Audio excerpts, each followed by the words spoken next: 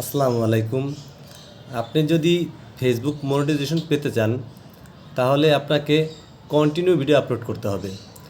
হয়তোবা আপনি যে কোনো ভিডিও আপলোড করতে পারেন অথবা একটা ধারাবাহিকভাবে যে কোনো একটা বিষয়ের উপর হতে পারে। আপনি এটা আপনার বাচ্চাকে পড়াইতেছেন, খাবার খাইতেছেন, অথবা ঘুরতে যাইতেছেন, অথবা যে কোনো একটা বিষয়ের উপর আপনি ভিডিও করতে পারেন। এই ভিডিওটা এমন হবে যে আপনি কন্টিনিউ ভিডিও আপলোড করতেছেন। আপনি আজকে একটা আপলোড করলেন আর 5 দিনে আপলোড করলেন, এটা তো হবে না।